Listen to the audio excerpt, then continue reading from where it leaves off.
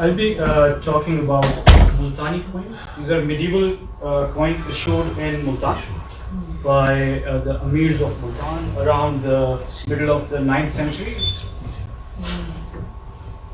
So the overview of the entire series is that these are a bilingual 3-dot coinage. Okay? These were issued by the Samid Amirs, and Samid because they're descended, or they claim their descent from Banu Sama, which is a tribe of Quraysh. So a Hijazi tribe or a Mudari tribe. And they were struck to the local standard of a Dhamma. Later contemporary Arabic sources do call them as Kanhari dirhams. And the time period is early 9th century up to the Ghaznavid annexation of Multan at the beginning of the 10th century. So at the end of the 10th century, and the political authority, as far as the emirate is concerned, it was loosely connected to the center in Baghdad, which is the Abbasid Caliph. However, some contemporary sources actually cite that they were autonomous. So just to give you an idea of the geography of things, so we have basically an Arab state here in Mansoura, which are the Habarids. Then north of Sindh we have Multan, this is where the Samid Amirs are. On their immediate east we have the Gurjara Pratiharas. And then we have the Safarids on the Afghan side on east. And then over here, which would be Gedrosi or Makran, we have the Madani Arabs.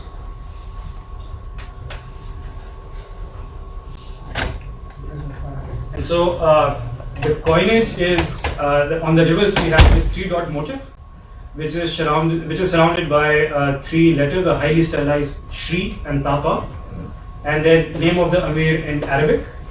The obverse has the local title or Biruda of the Amir in Sharda script, or sometimes early have Proto-Sharda script. The unique thing about this coinage is that these Amirs adopted local titles, which were Indic, and we have this unique instance of like interreligious, intercultural syncretism. And these titles involve, some of them have this Sanskritization of the Arabic names, and others were adopted from actually the religious mythology based on like Indian monarchs and like historical or religious figures.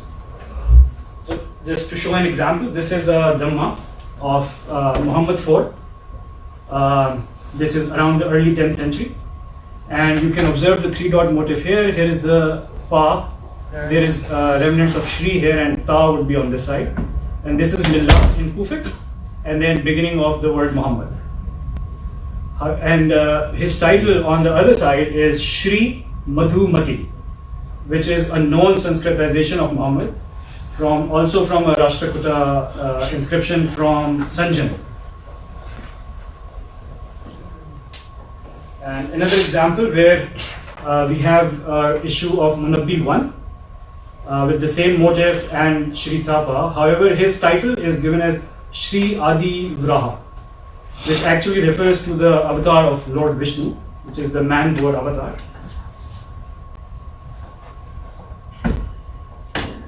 This talk is mostly centered around the coinage of a later Amir, who's Amir Fahad.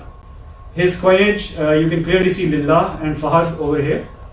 And the Biruda, which has been recently reread in the Fishman and Todd catalog, is given as Amara Simha, or originally as Amara Syanka in this, which is in Prakrit. And its Sanskritization is given as Amara Simha, or Immortal Lion, referring to the lion avatar of Lord Vishnu. And historically, this is also the title of the Parmara king Siaka II, also known as Harsha, who was initially a vassal of the Gurjara Pratiharas. So there are some questions which are raised by this reading. One is it Siaka or Sianka? And the reading is based on the fact that Ma and Sa in the Sharda script are homographs. So this is the 5th akshara, or the 5th unit in the title, and it has been taken from the monarch Siaka II, whose reign actually overlaps with that of Fahad. So what the main question is, why would Fahad adopt the title of a vassal of his political rival, who is actually contemporary with his reign, right? So that is one question. And the reading Amar assumes that the letter A in Sharda can be confused with Ma and Sa, right? So what we are going to do is basically revisit this reading and see if we can come up with something more plausible or something different that sheds some new light on deciphering the title. So we'll start from the second unit or Aksh, and this is Shri, and then we have this construction which is consistent with Sa. So you can see two horizontal strokes. One is a little bit on an angle, and so this is, we can read this as Sa initially, right? And I'll just show multiple samples of this. So this is another where the inscription is different, so a divariant, but basically the same two horizontal strokes. And this is much more clear. This is what is Sa and then Ma, right, for the same type. So what we can do is basically group these coins, saying that the second akshara that we have is somewhat inscribed like this. There are, however, variants of this. So here we can see the same letter, but it has lost the diagonal at the bottom. Right? So these are really small coins, 8 millimeter, and weigh around 0.4 to 0.5 grams. And the same thing over here. What we have is this Sa without the bottom stroke. And so these can also be grouped into another way that this has been created. And the final or the latest ones that we get, where we have the diagonal reappearance of the diagonal stroke, however, it's now where the letter joined with the stem. And this looks like a very recent form of the Nagari Sa. This is. And this is like one of the more clear examples where this can be seen clearly as modern Sa. So basically we have three styles in which the second akshara has been inscribed, and it represents the sibilant Sa.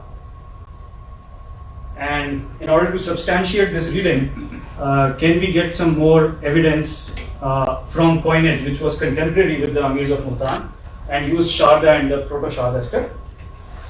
And we have the famous horsemen jitals of the Shahis of Ohim. And this is an early example of the Splapati Deva from 750 to 880. So preceding the reign of Fahad by almost a century. And you can see the Sa has the same marks as we saw in the first grouping that we had, with the bottom diagonal stroke. Another example showing the same construction of Sa. These are the early heavier jitals, around 4.24 to 4.3 grams.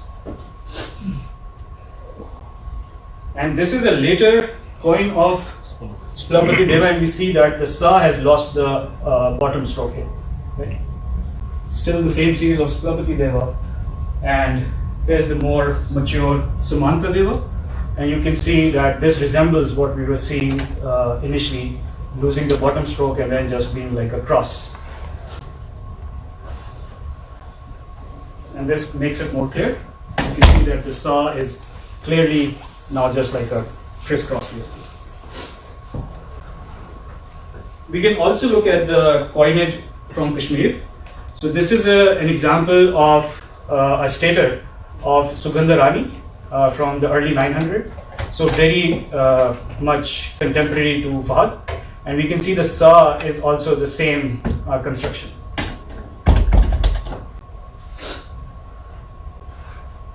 So we can establish that this is Sa, but how are these related? Like, what is their time period? Can we order them in time? So that is an open question. This is what I have postulated based on the Splapati evolution and the Samanta Deva. This is pretty much established that this precedes this style of inscription for Sa. However, this is clearly a Nagari inscription. I haven't seen any examples of Sharda inscriptions having this construction. So the Viruddha that we have so far is basically Shri Samara, but we are missing the fifth letter, which is read by Fishman and Todd as C. So Sianka. But let's see what the fifth letter looks like. And here what we have is the classical ma with the rounded stroke or the loop, and then we have the matra here of the e. So this clearly gives us an indication of me. Very clear here as well. Another one, this is a little bit more obscure, but the matra can be clearly seen. Right? And here's one where the loop is missing. There is no loop and an inscription error most probably, but still the vertical line is there before ma.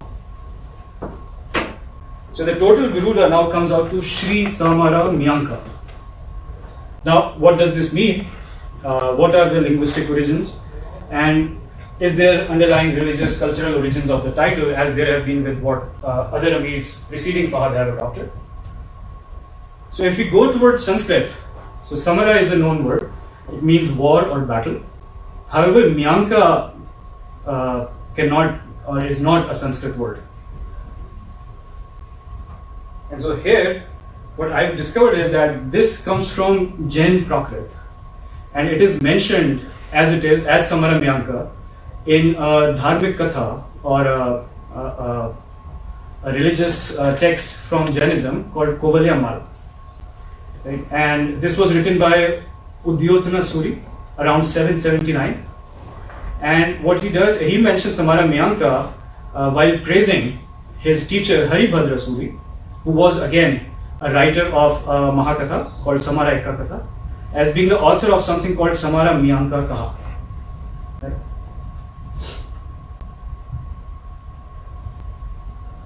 As I mentioned, Haribhadra has written Samara Ekka. However, we are talking about Samara Miyanka. Samara Ekka can be transformed from the Prakrit to a Sanskrit as Samara Ditya Katha.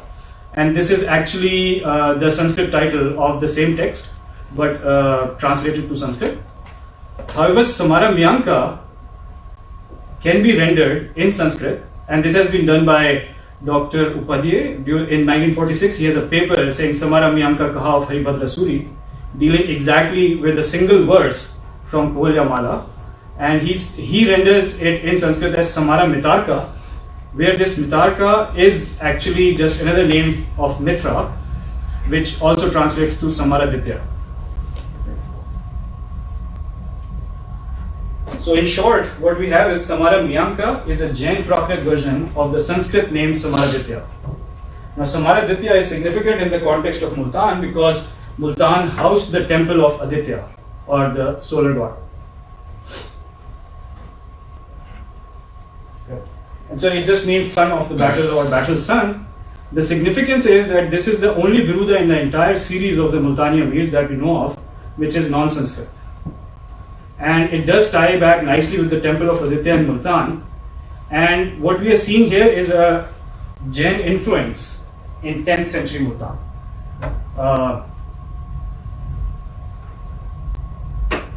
However, the encounter of Islam with Jainism is usually, if you read about it, is shown as being bad. Like we have the sack of Vallabhi at the hands of Arabs in the 8th century. However, it's disputed. It is also, there's a theory that says the Arabs didn't do it, but it was the Gurjara Pratiharas who replaced the Maitrika dynasty of Vallabhi with another set of vassals. Then the construction of the Qubbatul Islam Mosque in Delhi uses material or debris from the Jain temples, the Parmara Jain temples in Delhi. So this, however, shows that there is a positive attitude earlier than these two things in Multan, where we have Arab rulers who maintain their Islamic identity, plus also taking a lot of influence from Jainism, right? And he is the only one, Fahad is the only one to have royal titles which are adopted from Jain religious texts. This influence can actually be traced to Gujarat, because Multan had a very high trade traffic, a volume to Multan. And the other thing that can be seen is that, like based on the contemporary sources, we also know that the fashion of clothing in Multan during this time was more of a Gujarati nature, where people would wear azars or loincloths, as compared to the lower part of Sindh in Mansoura, where the fashion was more Iraqi. It was more Arab in nature. So there is considerable influence of Gujarat in Multan during this time. And so this ends my presentation. It's just a new discovery.